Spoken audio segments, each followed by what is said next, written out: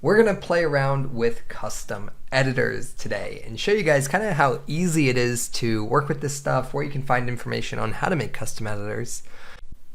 All right, so we're in Unity here. And one of the things that we have in our curriculum that is like so often never even seen because students get jobs so quickly is editor tooling. And when you're a software engineer, to me, this is where, for those who love coding, building editor tools is your world, because you are just immersed into code. I don't have to deal with graphics. I don't have to deal with lighting or animation. I get to just build products, and essentially Filebase, for example, is built entirely using it's an editor plugin. Like, this is a custom editor, essentially. This entire plugin here, it's thousands of lines of code, and it was an opportunity to just work only in code. I didn't have to worry about anything visually or anything like that. But one of the things I want to do here, there is an asset that I think we can use to demonstrate this, and it is the missile turret. Some of these turrets come pre-configured with like scripts attached, and I don't believe these two have them. But these do. So here we go, sci-fi missile turret. Let's download that. So this has an entire script attached, and we're going to create a custom editor for that script. One of the reasons why we make custom editors is because as a software engineer and game developer, oftentimes you're working with artists and designers, people who are not accustomed to Unity, people who are not accustomed to how things work in Unity. And so your job as a programmer, you have the ability to actually make their job a lot easier by allowing Unity to be super design friendly and artist friendly. And that's where editor tools really shine, because we can kind of make it to where it's hard to screw up configuring an object, or we can make it really easy to configure an object, right? So let's go ahead here. We download that. I think that just downloaded.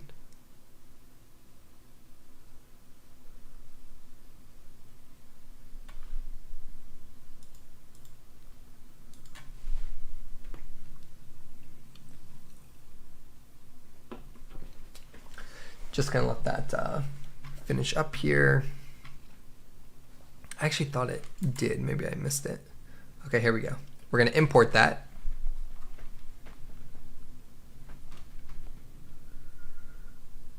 And then let me ask you, the guys, the people watching right now, have you guys built any custom inspectors before, or custom editors? And what did you build, if you have?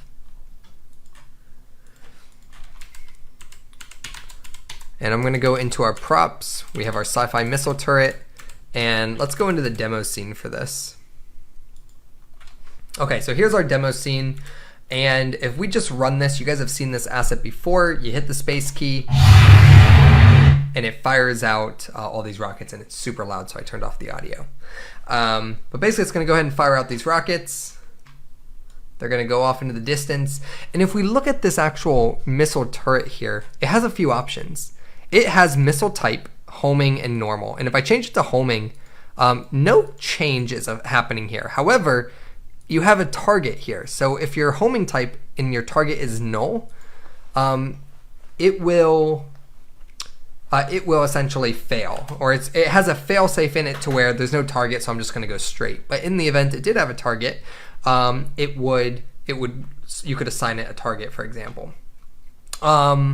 And to showcase that, I'm just going to put like a cube here, let's say. And we'll go ahead and make that the target. All right, so I click on our launcher. I'm going to assign the cube. I'm in the homing type. And if we hit play, it's going to go ahead and do its curve thing. It's going to destroy that cube and blow that up. Now, one of the things that a custom inspector would allow me to do is I could only show that target field when you select homing. So what if I wanted to do that for the designer? They want to change it to a homing, and it's going to then display this target field. In order for me to do that, to control the logic on how all of this is drawn, I need to create a custom inspector. And these are editor scripts. In order to do that, you have to have a folder called editor. And within here, we can create Unity specific editor only things. Okay? Let's go ahead here. I'm going to create a new script. It starts off there, and let's call this, we're going to call this missile launcher editor. Just like that. And actually, I shouldn't have done it like that. I actually personally, for scripts, I hate that naming convention. For folder structures, I like this naming convention. I'm actually going to delete that real quickly. We're going to recreate that.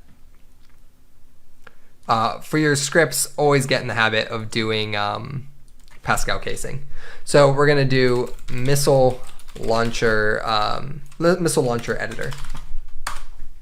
Okay, so we have this missile launcher editor. Now, in order for this to work, this script is not going to live on a game object. It's actually not even going to inherit from mono behavior, which gives us the ability to drag this on a game object. Instead, we're actually going to inherit from Unity editor. And if we look here, I need to include a namespace. So we're going to use using unity.editor.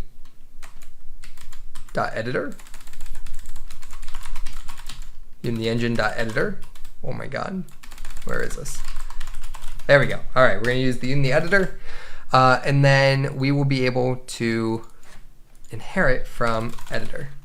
There we go. All right, so it's now an editor script essentially. Okay. Once we have our editor script, there's a few things that we can do. For starters, void start and update are useless. Those are good for mono behavior objects. What we have are two methods. One is called void on enable. So when the editor becomes live, like when I select the object and this editor is live, and then here, how we actually draw it. So there is an override method called void on inspector GUI. And if we look here, this function to make a custom inspector. In this base call here, if I go ahead and run this, nothing's going to happen yet because I didn't tell it what editor is this for. How does this script know that it needs to overwrite this missile launcher turret here? I need to specifically tell it what type of component I want to override. So let's go back into our editor, and at the very top here, there is an attribute called custom editor, and we can do type of, and then the component. So I'm doing a type of that missile launcher essentially. So here I'm going to put missile launcher. And we should be okay. So now, if we just go ahead, let Unity compile and look at it, nothing's changed. We still have everything how it should be. If I click on normal, everything is here. But now watch what happens when I actually delete this base or comment out the base code. Now we should see that nothing is drawn. I now completely control the drawing cycle on this. And let's see here. And here we go. There is now nothing drawn. All those public variables or serialized fields, I am overriding that onDraw method. And by calling the base, it's calling into Unity's onBase code that's going to draw it the way Unity was drawing it. I don't want to draw it the way Unity's drawing it. I want to draw it the way I want to draw it. So one of the things we can do here is if I do base.onInspector GUI, I can't isolate this code. I can't isolate the ability for the target to show up all the time because Unity is going to forcefully draw it that way. So we are going to have to redraw all of this stuff and just add the target when I want to. But this is actually a really easy process. So check this out. We can redraw this entire thing from scratch using what's called a serialized property. Serialized property in Unity is basically any Unity type that you can see in the inspector, whether it's an enum, and whether it's a component, a float, an int, a list, you can easily serialize that type of data. And I'll show you how this is done. So here, we're gonna go ahead, we're gonna remove the base inspector. And the first thing, we're gonna be hopping back and forth between these two scripts because I need to now display, I want to display first the missile type. What type of missile is it? If we look at what the base implementation was, it basically is here we have our missile type and the missile prefab. We can assume maybe that the missile prefab is already assigned, but we might want to change it. So we need to also include that. But first, I want to choose normal or homing. I want that to be first. So that's an enum. And if we look here, inside of our missile launcher, we have this missile type enum, and then there's a variable here called missile type right here. So type of missile to be launched. We're going to customly draw this first. All right, so inside of here, the first thing is we need to create a variable for that enum. So here we're going to have our private, and this is going to be a serialized object or property. And if we look here, serialized properties, these are classes for editing properties on objects in a completely generic way that automatically handles the undo, multi-object editing, and prefab overrides. So this is a very specific Unity function so that if I'm creating a property here and you add a property there, I can actually do the Control Z or Control R to redo those actions. Like, this is built in. If I did this any other way, I'm responsible for registering the undo actions. This is like a magic pill that Unity has where use this and we will handle everything else for you. So basically, I want to create an enum property here. So I'm just going to call this is our missile type variable. This could be any name we want. It actually doesn't matter. Once we have that variable, we now need to assign it. I want to assign this variable to this implementation here. And this name is important, so I'm going to copy it the exact way it's spelt there. And if we go back to our editor here in the onEnable, we have to retrieve the serialized properties. So I'm going to basically say, hey, our missile type, and we'll call this missile type enum just so there's no problems. So missile type enum, and we're going to say missile type enum is equal to serialized object. And you'll see here serialized object.find property. And if we look at this tooltip for that, I can actually pass in the property that I'm looking for. It's going to parse this script called missile launcher, which is right here, and it's going to find the variable name underscore missile type. So we copy that, we go back here, and we paste that in here. So now it successfully found missile type, and it will automatically know that, hey, that's an enum, and we're going to display it as a drop-down selection automatically for you. The only thing we have to do now is actually draw it. So we just we got that information, what type of data it is, and now we draw. So here, to simply draw this enum, all I have to do is say, for example, editor GUI layout. And we can just do property field. And when you look at like the editor GUI layout options or the GUI layout options, there's literally hundreds of options in here to be able to design custom UI stuff. It's pretty robust. What we're going to do though is editor GUI layout dot property field, and then in the parentheses you pass in the property that you want to draw. And for us, it is that missile type. So I put in missile type enum. All right, if we save this, we should see that we have the code. It should look correct, but it's not going to behave correctly. And you'll see here missile type, normal, and homing. And you'll notice here I changed it to homing, but nothing happens. Because I took over the implementation of that on Inspector GUI, we need to tell it when I'm done modifying it. We can do that very easily by at the bottom. The last thing we do is we always need to apply changes to the editor. And there is a method for that, and I believe it's called modified properties. So you can do serialized object dot apply modified properties, and that's going to allow us to actually update. It's going to allow us to actually update the editor. And if we look on missile launcher, we change it to homing. It's now changing to homing.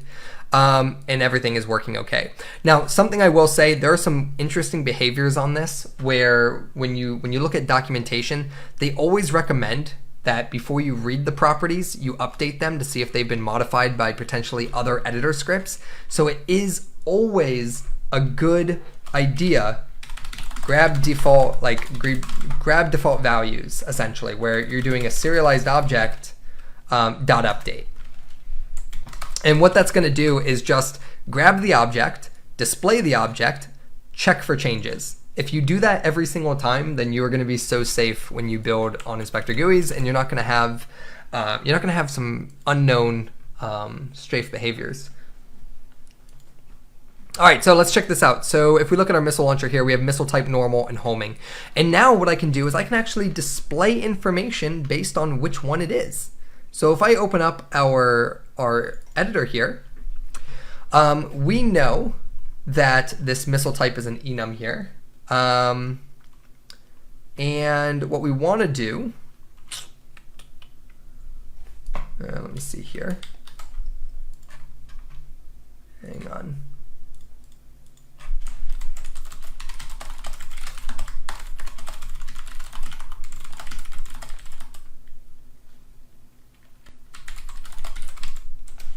Okay, sorry about that, guys. My wife was texting me. Okay, cool. So here's what we're gonna do. We know basically what the values are. We can get this value, okay? And we can basically say, hey, based on the value, you're either going to display homing missile stuff or normal missile stuff. And if it's homing missile, I wanna be able to show that target essentially. So here's what we gotta do. We can basically switch through that missile type field. So inside of this onInspector GUI, this runs like 120 frames per second. And essentially, I'm drawing it here. And after we draw it, I can basically say, let's switch between the different cases. So we're going to switch between the missile type enum. And we're going to have, whoops, I believe it is missile type.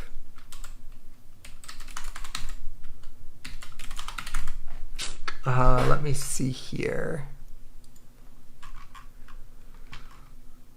Okay, we have public enum missile type. I need to get access to this namespace so that we can read this enum. So let's go and add that in there, and I believe we already have that. What is wrong with it here?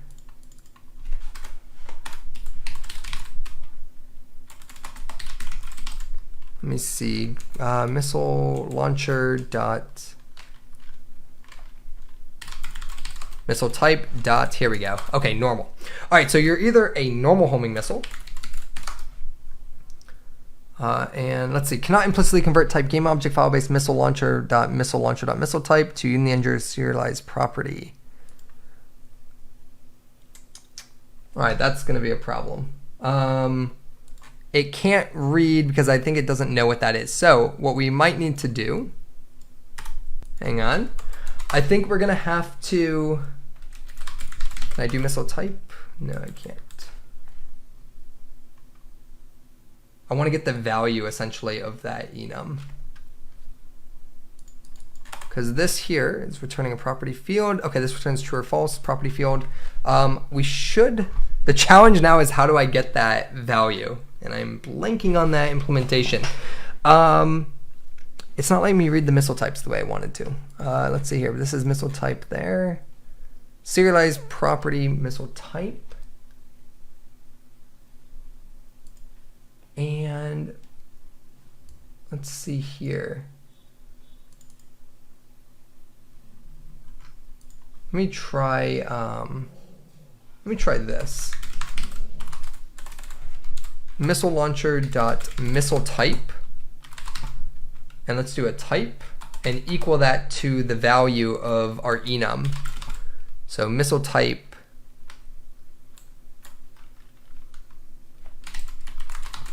and I just want to see if we can actually get that value.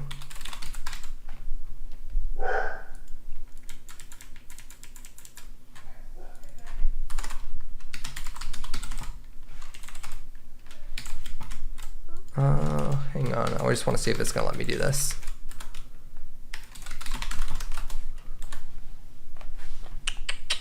And it did not like that. Okay, I got to figure out how to translate that enum value. That enum value is giving me a problem here. We have our missile type. So we have our type equal to the missile launcher dot missile type. There we go. Okay, what this should do is should return to me a value of 0 or 1. And we can confirm that by, we're going to debug.log this. So we can find out, hey, type, and let's get the value of type here. Let's see what it says.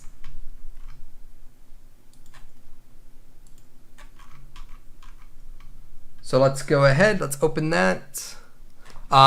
We should see the debug.log once that inspector becomes live. So I'm going to click here, and you'll see here that it knows that it's on normal. If I change it to homing, you'll see here that it also knows that the type is now homing.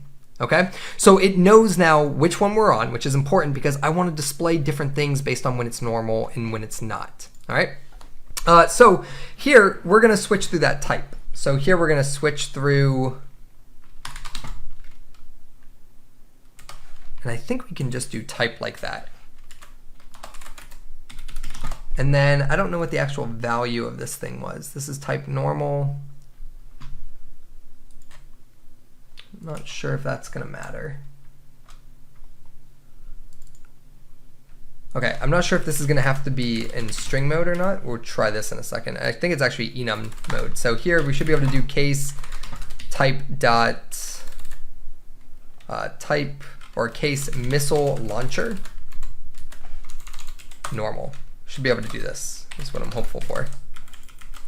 All right, and then the second one is for homing. So we say missile launcher, missile type, and we have homing.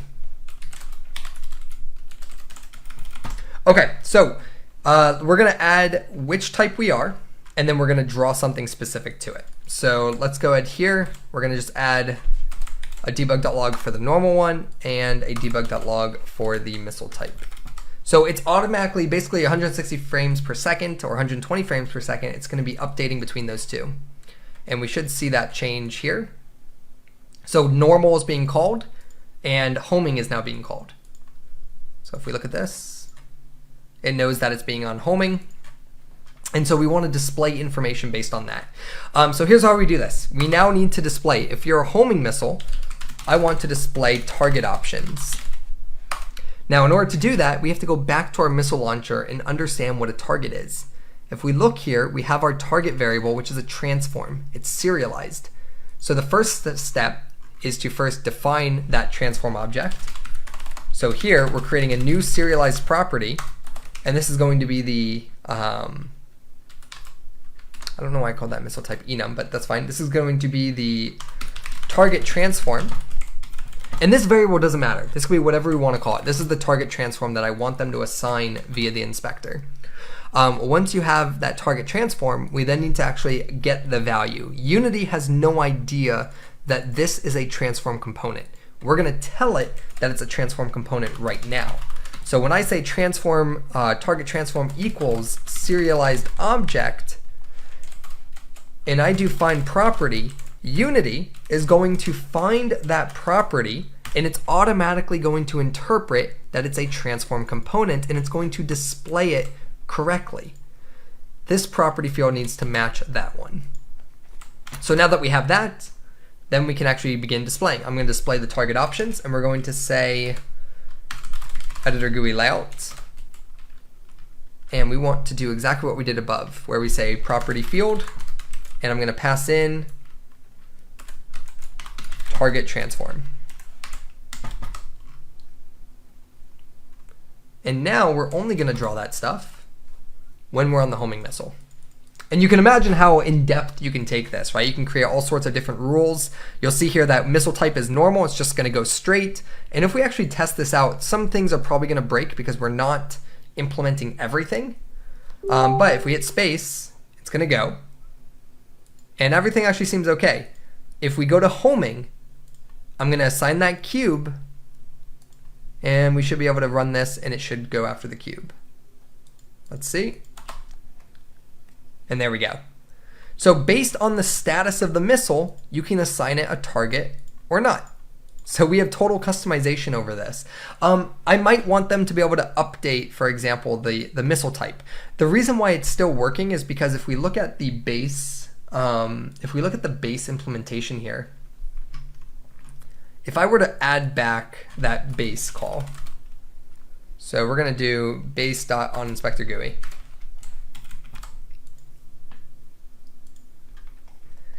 And if we look at this, these objects, it already knew that there's a missile prefab there, there's a cube transform for the target, and so forth, and all these values basically stayed.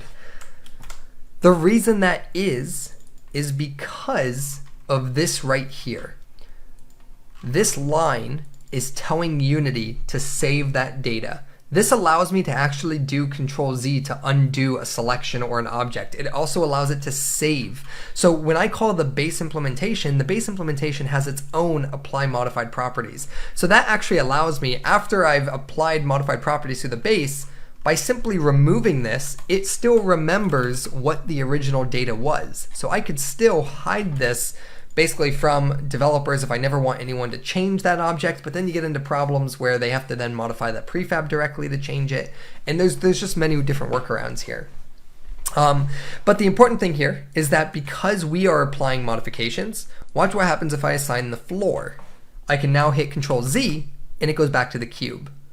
That only exists because I'm doing the apply modifications through the serialized property. I'm letting Unity handle the recording of what I'm doing on this inspector.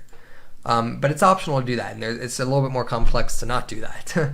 But we can do any component here. Let's imagine we had an animator component, right? Like let's say I wanted to display within the missile launcher script an animator, right? So let's say here I had a private animator, and this was an anim controller, let's call it. Okay? I want to draw that anim controller method. In order to do it, you have to serialize the field. If the field is not serialized, your serialized property doesn't know it exists. So by serializing it, you're making it so that Unity can read this value. Back in the editor launcher, there's 3 steps. The variable, we have a serialized property.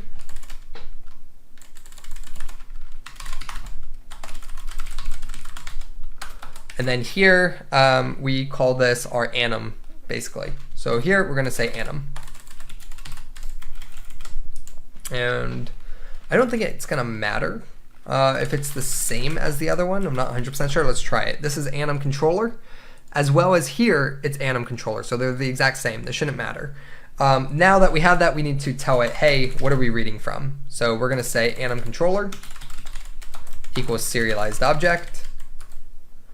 And we're going to find the property. The property we're going to find is called anim controller. It's going to parse that script. It's going to look for that property or field, and then it's going to grab it. And it's automatically going to interpret that it is a type animator component. From there, all we have to do is simply draw it. So after we draw our homing stuff, we're just going to go ahead down here.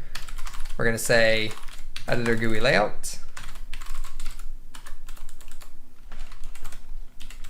And draw this property field the way Unity wants to draw it in anim controller.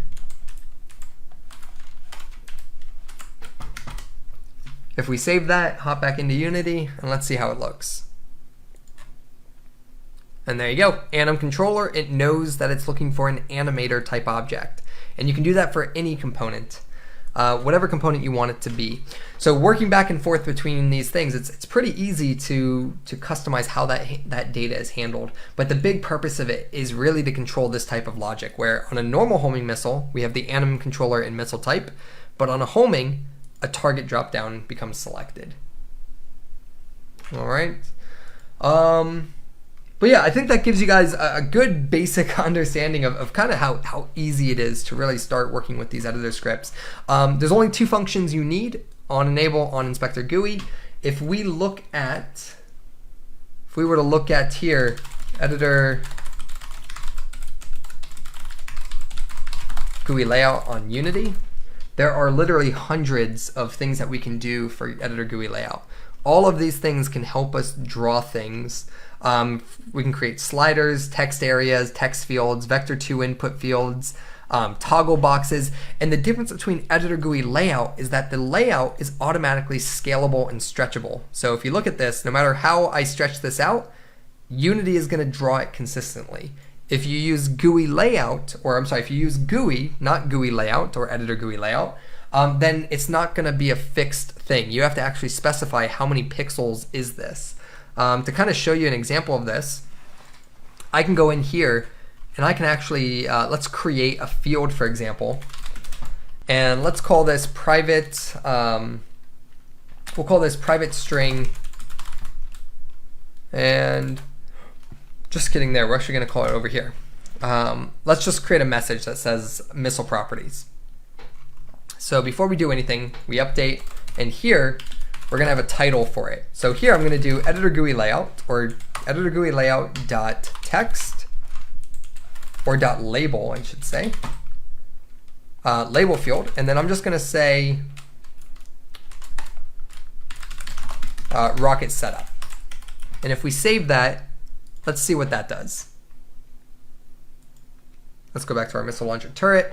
And you can see here that we have a rocket setup displayed here. But what if I wanted that rocket setup to be like in the center, right? So in that case, what we could do is there's actually probably a few ways I can do this. There is something called editor GUI layout.begin. We can begin a horizontal group, which basically is going to let us do things specifically within these borders. So like we can do begin horizontal, and there's an end horizontal. Begin horizontal, and I believe it is end horizontal. Okay, and then here, let me see if there's a spacing options. I don't believe there is. And so here, we're going to go over here.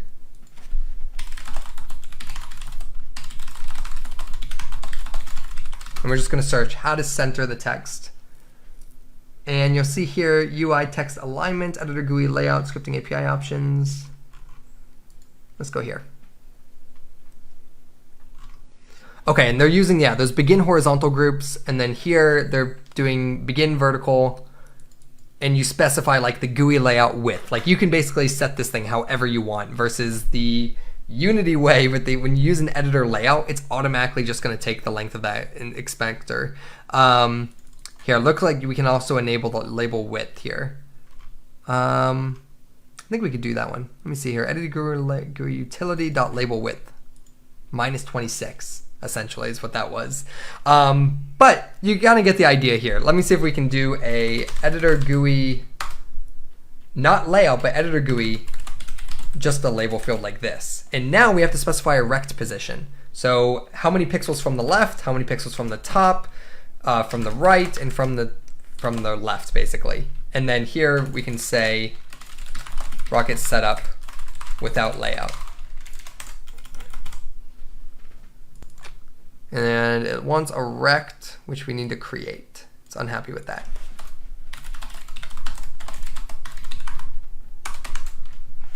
Okay, and what are the properties of this rect?